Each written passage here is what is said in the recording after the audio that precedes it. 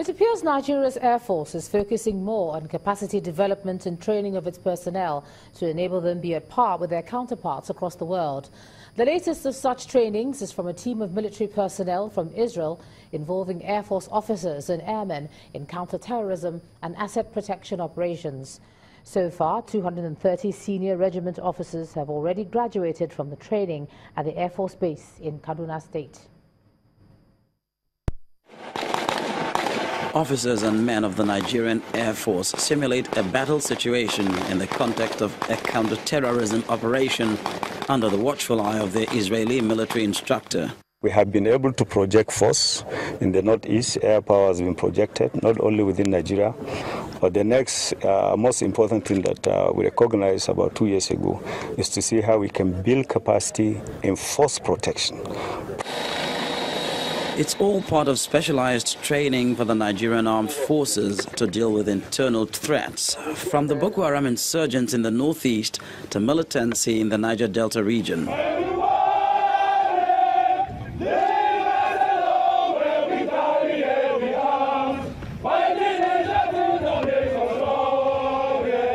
Aside from proficient handling of firearms, there are other drills aimed at keeping the airborne warriors fit and disciplined. The troops also simulate stealthy subduing and arrest of terrorists, rescue of civilian hostages, as well as helicopter-assisted evacuation of wounded fighters. The drills also include unarmed combat to be utilized in hand-to-hand engagements with the enemy. During the last 8 weeks of intensive training, the trainees have been trained in various commando and counterterrorism skills, conducted many complex drills, working 24/7. This training integrated both technical and tactical capabilities, and most important, the insight of conducting special operations. In addition to the field training, state-of-the-art surveillance and communication field equipment are displayed and demonstrated for the Chief of Air Staff. He reminds the personnel to utilize their newly acquired skills to neutralize security threats. I thus charge you all to channel your energies and ideas in innovative ways that will add value to the Nigerian Air Force as the service continues to diligently perform its role in defending the territorial integrity, the values and aspirations of our country.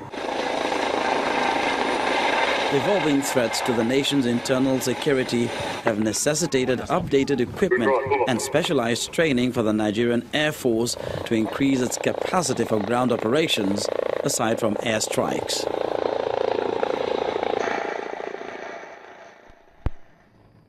Let's take a look at some business news now. Here's Anne Wilder.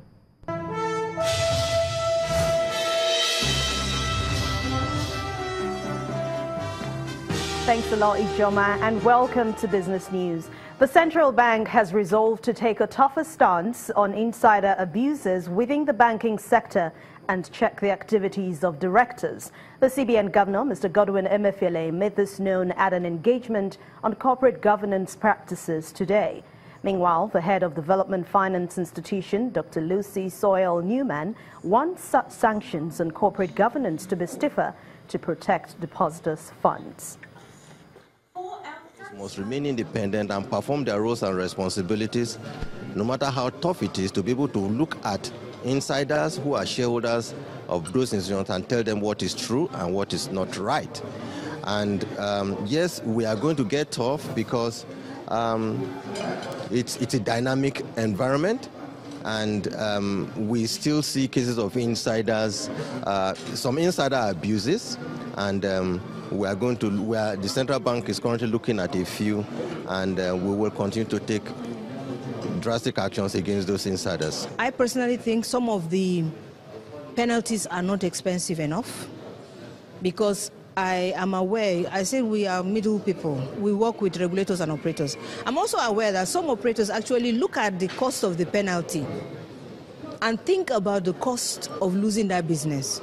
And if the penalty is less, that penalty is put inside the business as cost of doing business. So if the penalty is harsh enough, then it will be punitive enough, and then there will be no incentive to even explore.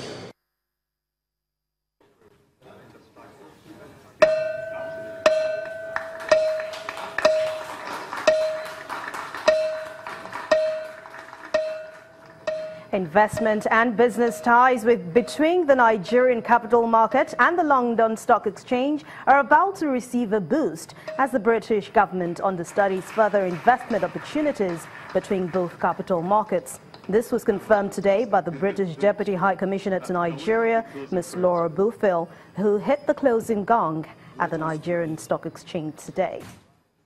Thank you, Heavenly Father. The partnership between the London Stock Exchange and the Nigerian Stock Exchange is long-standing and very important for us in the UK, and one that we are really committed to further taking forward.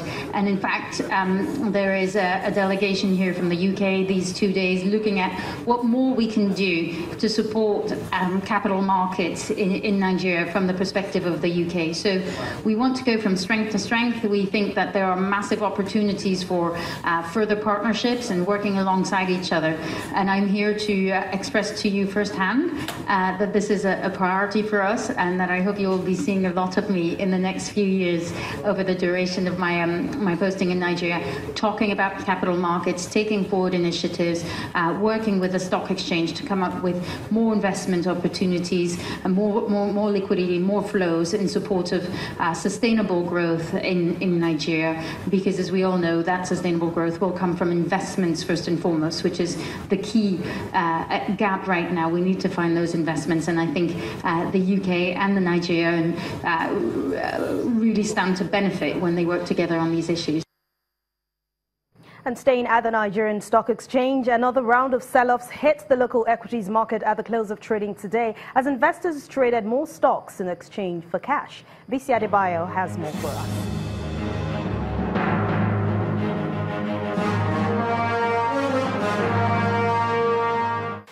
Hello and welcome to the Stock Market Reports.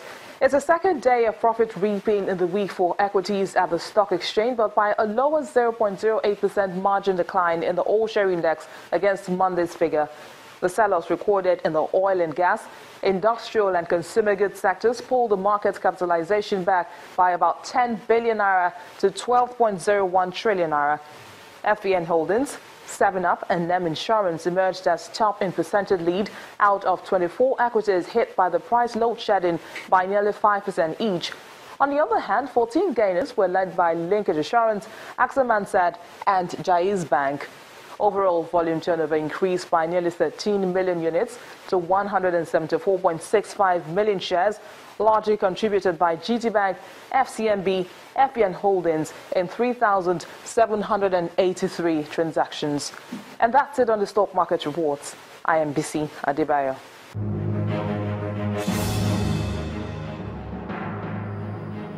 Thank you, BC. Leading world stock markets ended today in mixed performance as investors await a decision from a two-day U.S. Federal Reserve policy meeting, which started today. Let's see the numbers for today.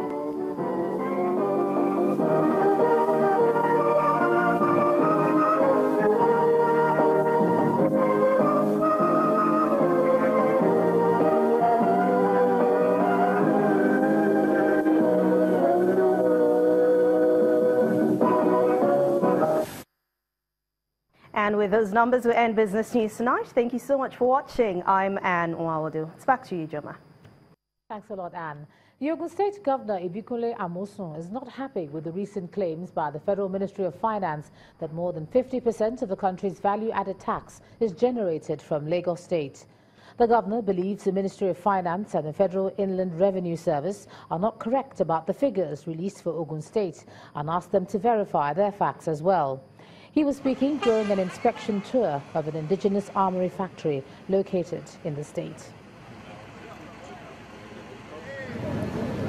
Federal Minister of Statistics, they are working against Ogun State, the interests of good people of Ogun State, including Ministry of Finance, because they can't be saying that when they know it's not true. They should do their job well. They are not lazy. They should work. They can't sit in one place and just send some signals out there. It's wrong.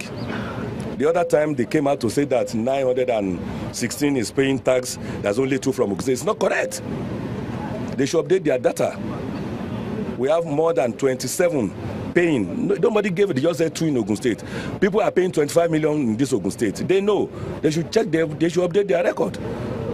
They are putting us down. No, I'm happy for anybody that is doing well, but they are doing well. People are not saying it.